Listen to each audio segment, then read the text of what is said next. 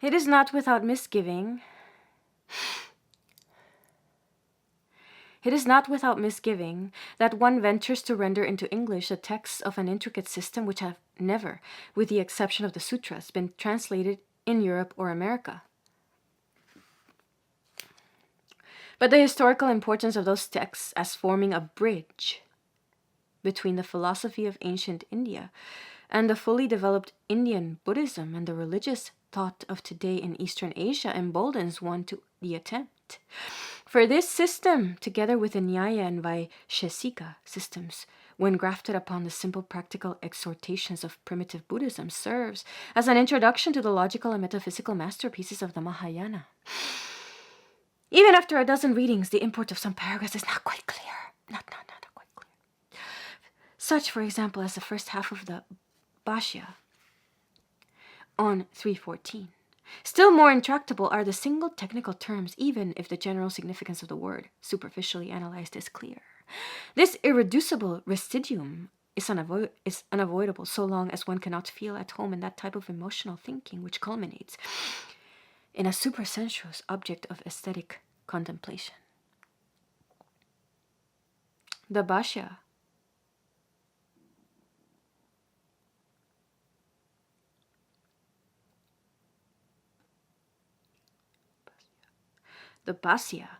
and still more, the Tattva Vaicharadi are masterpieces of the philosophical style. They are far from being a loosely collected body of glosses. Their excessively abbreviated and disconnected order of words is intentional. The Mimamsa discussed first the meaning of words, padartha, then in a distinct section the meaning of the sentences, vakyartha, and finally and most fully the implication, bhavartha, of the sentences as a whole. Wherever the sentence form is lacking, I have introduced in brackets the words needed to make a declarative clause. Much more obscurity remains in the Bhavartha section of the Bhashya, for here many extraneous technical terms are surreptitiously introduced under the guise of exegesis. Thus, polemic with an opponent whose name is suppressed creeps into the argument. The allusions are suggestive, but obviously elusive. The passage at 314 might be quite simple if we had before us the text which it criticizes. A system whose subtleties are not those of Western philosophies suffers disastrously when its characteristic concepts are compelled to masquerade under assumed names, fit enough for our linguistic habits, but threadbare even for us by reason of frequent transpositions. Each time that Purusha is rendered by the word soul, every psychologist and metaphysician is betrayed. No equivalent is found in our vocabulary. The rendering of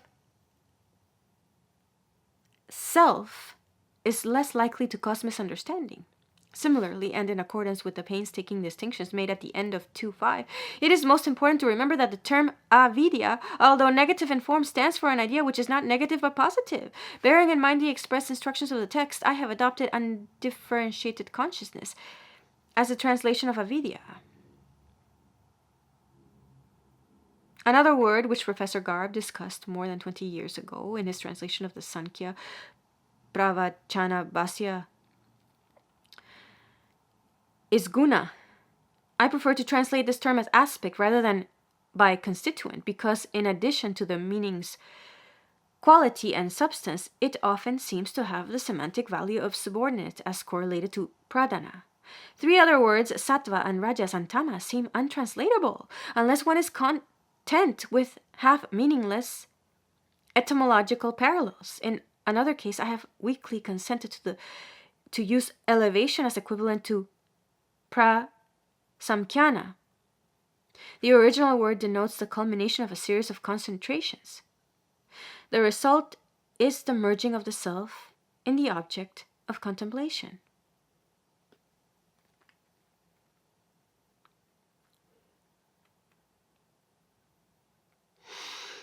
In another case, I have weakly consented to use elevation as equivalent to prasamkhyana.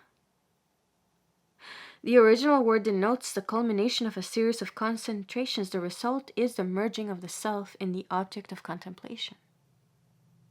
Quotations from the sutras are enclosed in single angular quotation marks. Quotations from the Bhashya are enclosed in double angular quotation marks.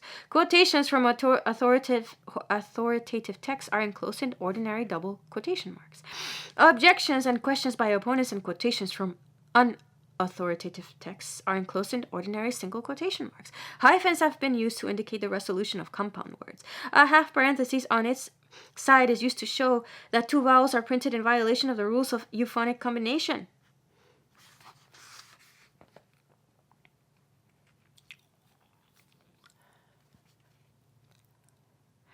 The text of the sutras of the yoga system, like that of the sutras of all the other systems, the text of the sutras of the yoga system, like that of the sutras of all the other 5 systems, except perhaps the Vaishesika, is well preserved, and there is an abundance of excellent printed editions.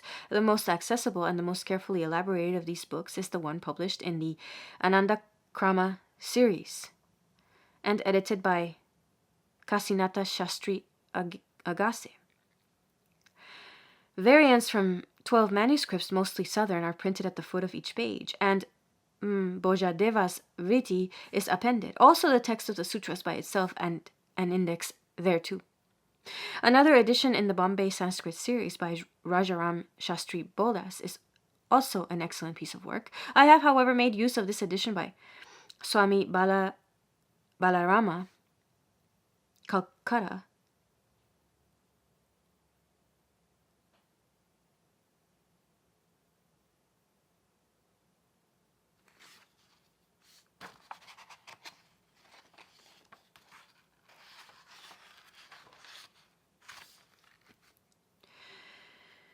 AD 1890, reprinted in Benares AD 1908. In the reprint, the pagination is unchanged by the lines, but the lines vary a little. Hence, there are some small apparent inaccuracies in the references. The reprint may be had from Harasowitz in Leipzig. It is catalogued there as Patanjala Darchanasya Yogatattva. Because it is based on northern manuscripts and because of the valuable notes in the editor's Tipana. Of manuscripts I have collated with the kind permission of the Maharaja during a charming week's visit at Jammu, just below the glistening snows above the Pir Panjal, 2 of the oldest manuscripts in the library of the Raghunath Temple. In Stein's catalogue, these are numbered 4375 and 4388, and the former is dated Samvat 1666.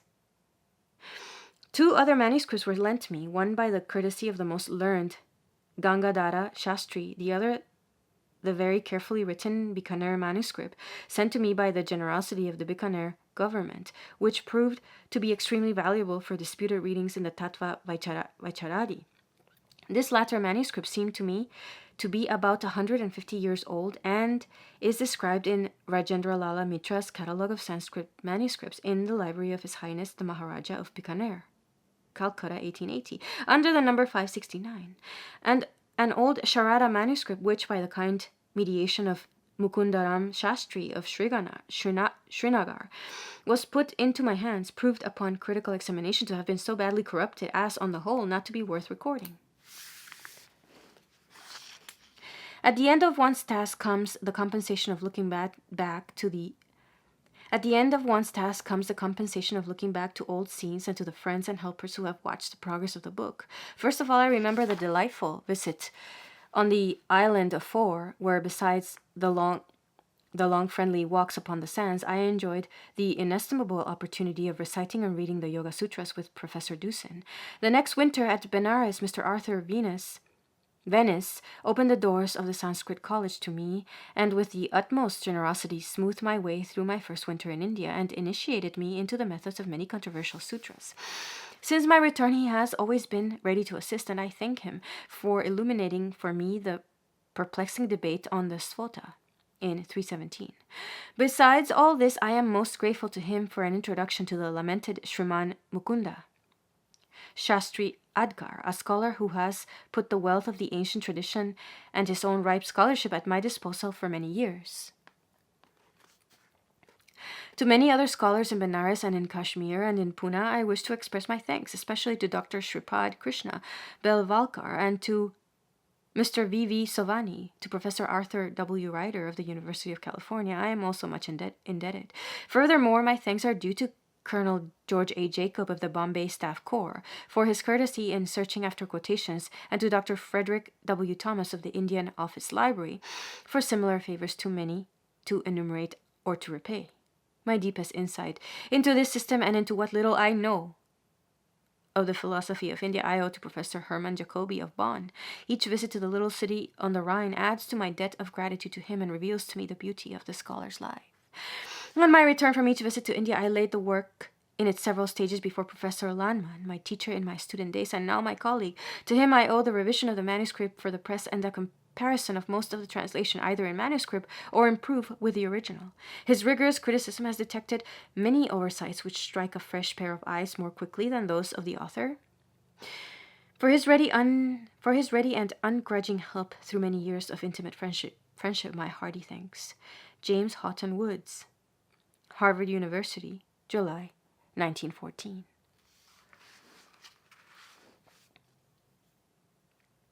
The opinion in India and in the West that the author of the Yoga Sutras is also the author of the great grammatical comment upon Panini has not been traced definitely any farther back than to the 10th century. The Yoga Bhashya, about AD 650 to 850, make no statement as to the authorship of the Yoga Sutras, unless the benedictory verse at the beginning be regarded as valid proof that Patanjali wrote the sutras. Still less is there any statement in the Yoga Sutras about the author of the Mahabhasya. And conversely, there is no reference in the Mahabhasya to the author of the Yoga Sutras. On the other hand, there is ground for believing that the author of the comment on Yoga Sutra 344 may have had the author of the Mahabhasya in mind when he quotes a certain formula and ascribes it to Patanjali. This is the only mention of Patanjali in the whole comment. The formula is Ayutasida Avayava Beda Anugata Samuho Dravyam. And although it is ascribed to Patanjali, iti Patanjali, it has not been found in the Mahabhasya. Nevertheless, the Yoga Bhashya does here seem to contain an allusion, more or less direct, to the theory of the unity of the parts of concrete substance as set forth in the Mahabhasya. But the allusion is not direct enough to serve by itself as basis for the assertion that the Yoga Bhashya assumes the identity of the two Patanjalis. In other words, it does not justify us in assigning to the tradition of their identity a date as ancient as that of the Yoga Bhashya, 8th century. The allusion is, however, significant enough to be lost out of mind. The allusion is, however, significant enough not to be lost out of mind, pending the search for other items of cumulative evidence looking in the same direction.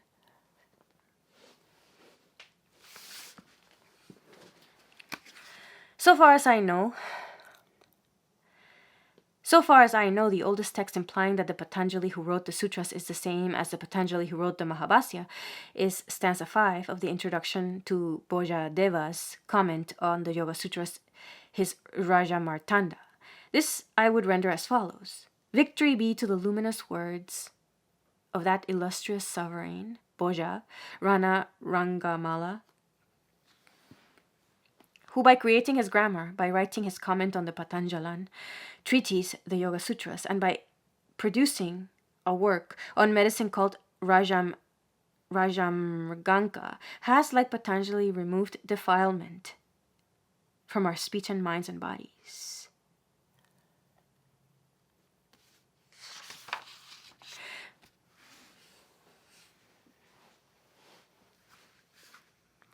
Bhoja's grammar, his comment called Rajamartanda, and his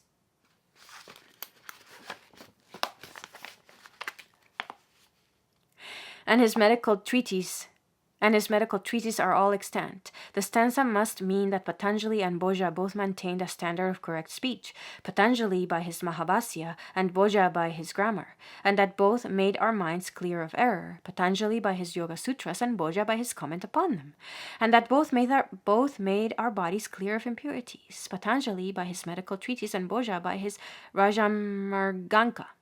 This certainly implies that the writer of this stanza identified Patanjali of the Yoga Sutras with Patanjali of the Mahabhasya.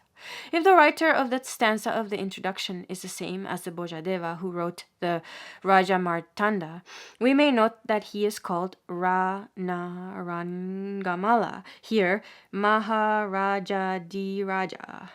Maharaja Diraja in the colophon in Mitra's edition, and Lord of Dara or Darajvara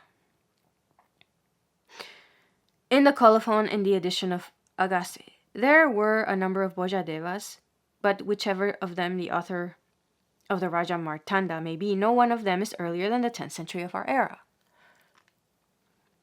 The tradition of the triple activity of Patanjali as a writer on yoga and grammar and medicine is reinforced as follows.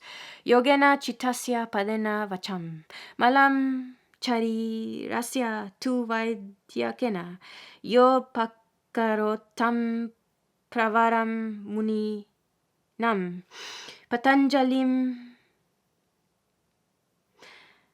pranjalir anatosmi. This is cited in Chivarama's commentary on the Vasavadatta, which Ofricht assigns to the 18th century. The stanza occurs also in some MSS, just before the opening word of the Mahabhasya. That is, not under circumstances giving any clue to its date. We may add that an 18th century work, the Patanjali Charita, vouches for Patanjali's authorship in the field of yoga and medicine in the following Giti stanza. Sutrani Yoga Shastre Vaidyakat Sastre Cha Vartikani Tata Kritva Patanjali Muni Prakarayam Asa Jagad Idam Tratum. As to the precise medical work of which Patanjali was the author or with which he had to do, all three stanzas leave us uninformed. Not so the following stanza from the introduction to the commentary on Charaka, composed by Chakrapani, who, according to Jolly's book on medicine in Buller's Grundis, wrote about 1060. Patanjala Mahabhasya Charaka Prati Samskritai Manovak Kaya doshanam hantre hipaetae namaha. This agrees in sense with the other stanzas and in addition informs us that Patanjali's medical work consisted in a revision, prati samskrita, of the great compendium of Charaka.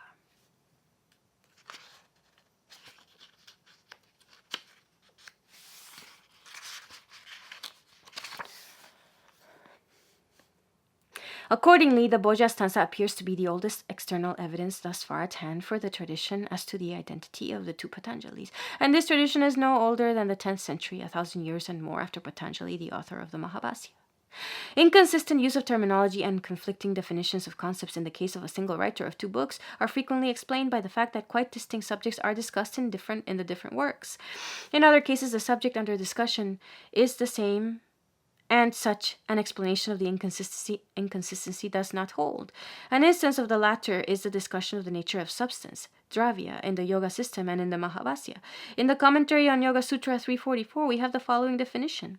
A substance is a collection of which the different component parts do not exist separately. And the definition is attributed to Patanjali as being consistent with his sutras. This quotation is of the most technical kind and is in the same style as the Nyaya Sutras. A similar use of language, for instance, is found in Nyaya Sutra 132. On the other hand, this phrase is not to be found in the Mahabhasya, which, however, does repeatedly analyze the concept of substance. And what is more important, nothing so precise as the formula attributed, 344, to Patanjali is found in the Yoga Sutras themselves, yet substance is partially defined in Yoga Sutra 314. A substance, dharmin, conforms itself to quiescent and uprisent and indeterminable external aspects, dharma. In this terminology, dharmin and dharma of the Yoga Sutra are substitutions for dravya and guna of the Mahabhasya. In neither case is the description of substance discriminating, yet such as it is, the difference is very slight. In the Mahabhasya, it is substance, we are told, which makes the difference in weight between iron and cotton of the same bulk and dimension. And it is that which causes the difference between penetrability and impenetrability. Or again, it is that which does not cease to be, even when a succession of properties appears within it. Of what kind, then, is this form of being? Tattva? The answer is that when the various reds and other properties of a myrobalan fruit, for instance, successively appear within it, we have the right to call it a substance. In short, a substance is a concretion of properties. Or, as it is put elsewhere, it is a collection of properties.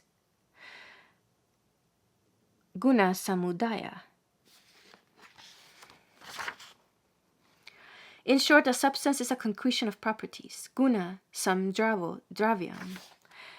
Or, as it is put elsewhere, it is a collection of properties. Guna samudaya. Such that the various states, bhava, depend upon it. This collection is loosely paraphrased as being a group, samga, or mass, samuha. In order, however, to make the comparison of the Dharman of the Yoga Sutras with the Dravya of the Mahabhasya, we must assume that the interpretation of the Yoga Sutras, as given in the comment, correctly represents the concept in the mind of the author of the Sutras.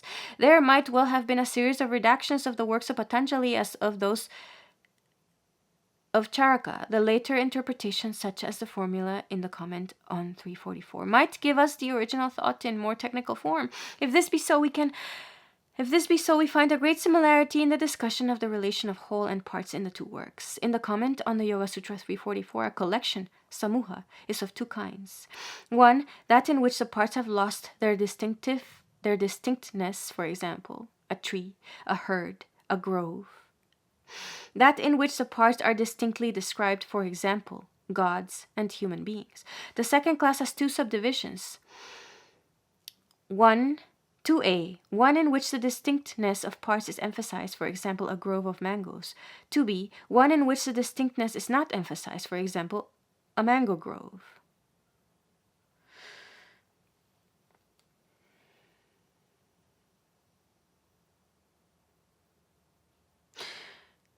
From another point of view, a group is twofold. One, a group whereof the parts can exist separately, for example, a grove, wherein the trees exist separately from the aggregate whole. 2, a group whereof the parts cannot exist separately, for example, a tree or an atom. The question now arises. To which of these kinds of groups does a substance belong?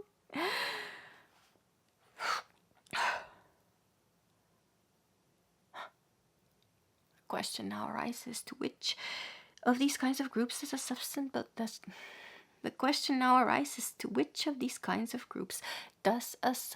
belong? A substance, dravya, is an aggregate of generic and particular qualities, samanya vichesa samudaya. This is a definition of substance from the point of view of its relation to its qualities. Furthermore, the substance is a group of the second subdivision of the second kind. It is a collection of which different parts do not exist separately. This, then, is the resultant definition of substance according to the traditional interpretation of the sutras.